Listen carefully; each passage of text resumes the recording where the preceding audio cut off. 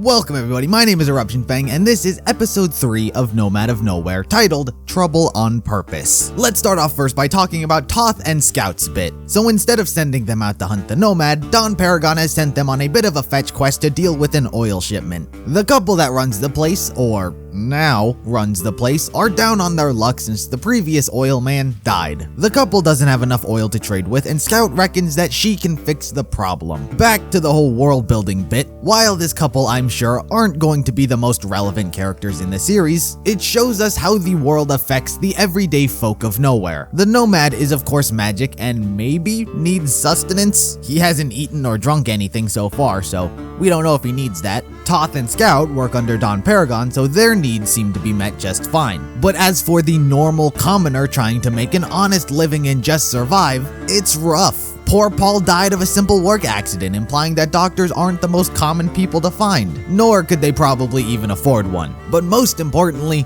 money. The couple uses oil to make their trade. If they don't have oil, then they don't have food, water, or anything they may trade for. Scout, however, manages to fix the couple's broken oil pump, giving them a small chance of survival in nowhere for the time being, as their well is about dried up. They trade the small amount of oil that they did have for a substantially smaller amount of water, and the dandelions continue on. Scout, as we probably could have guessed earlier on, is a fairly sympathetic character. She cares about helping others and treating everyone equally, and she wants everyone to have this equal sharing. You know, we took this amount of oil from you, and Scout expects them to be traded an equal amount of water. Scout has been a fairly straightforward and vanilla character so far. Toth, on the other hand, seems to have a bit more complexity to her. Yes, she took the oil and almost tried to kill the couple herself, but it seems that most of her actions are dominated by the rules. She doesn't break them, she doesn't deviate away from them, she follows the set of rules that are in place. She said plenty of times this episode, the rules are the rules, those are the rules. So while she may take the last oil of a couple that intends to trade it for something else, Toth refuses to allow an arrangement to be broken. The other thing about Toth is the sympathetic side. She didn't show it that much, but clearly it was there. She's not cold-hearted, she doesn't not care about the well-being of people. When the couple told her that their friend had died, Toth began walking on eggshells. She was just like,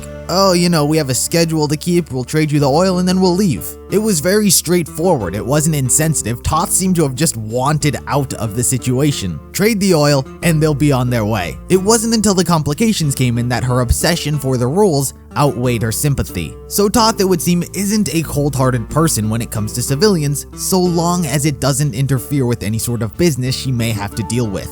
If I were to take a guess, I would say that at some point Toth and Scout will deviate away from the rules and go out on their own. It's just a guess, but that's where I imagine the two characters going in the future. The other chunk of the episode takes place back in Bliss Hill. We are introduced to the deadliest cowpoke in the Southwest, the ranch hand. He, being a bounty hunter, is obviously interested in the Nomad's high bounty, and he's managed to track him through to this town. The ranch hand takes Barty hostage and demands the sheriff to bring the Nomad to him. He complies, and the Nomad comes face to face with the ranch hand. The two fight, and by bringing the ranch hand's arm to life, manages to defeat him, running him out of town. Bliss Hill is thankful for his act, however, since magic is still outlawed, the Nomad must find somewhere else to stay, and the episode ends. Alright, so my suspicions of how the show would deal with its antagonists has begun to come true. For the Nomad, he doesn't kill, for now, so I would wager that maybe every other episode or every few episodes, a new bounty hunter would get introduced only to get dealt with fairly quick.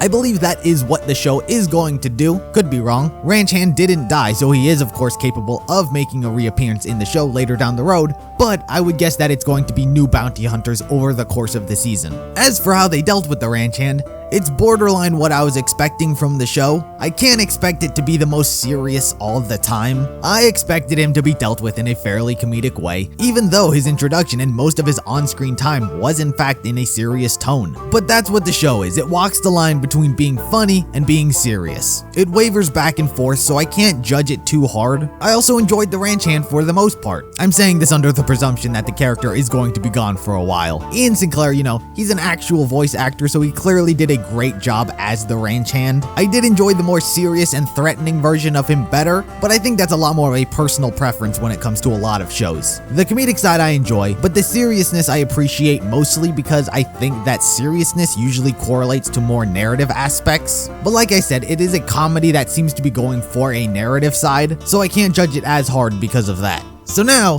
Let's talk about the Nomad's light. For whatever reason, a light shines inside the Nomad's body. It's happened twice so far, and the constant between when it happened the first time and when it happened the second time seems to be him saving someone or just doing a good deed. It happened the first time when he saved Scout and the Dandelions from the fire, and it happened the second time when he saved Bliss Hill and Barty from the ranch hand. As far as it seems right now, that's the constant between what's causing the light. As for what it does, who knows? Literally every option is on the table. Could make his magic stronger, allowing him to control bigger objects, or perhaps it's making him evil. Listen, I like him, but I like evil him more. And here's the other thing. I have no idea what the show wants me to think about the Nomad. Clearly, I'm on the train of he is or was and can still be what he was in the Wanted poster and what the stories tell of him. I'm on that train of thought with him despite the fact in the show he's all happy and innocent and wacky. And the reason I don't know what the show wants me to think about him are lines like with what the sheriff said. You ever thought what might happen if you went and started some trouble on purpose?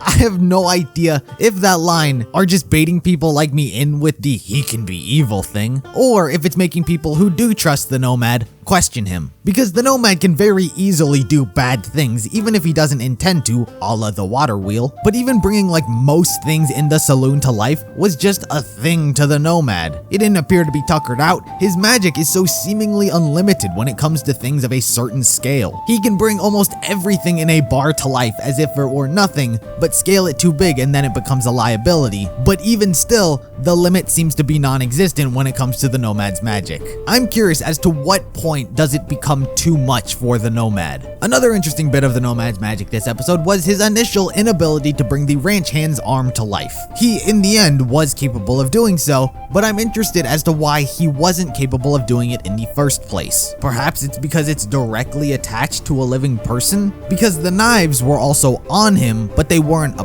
part of him. It is something that interests me because I can't imagine how they'd be able to explain it. But it seems as though the Nomad must find a new place / town / cave / forest to live in. There's a possibility a new bounty hunter may make an appearance in the next episode. I really am enjoying the series more than I thought I would. So for now, be sure to let me know what you guys thought of the episode down in the comments. Like the video if you liked it, subscribe if you're interested in more content like this. Consider sponsoring me on Patreon, it's only $3 a month. Follow me on all social medias, and I'll see you in the next video.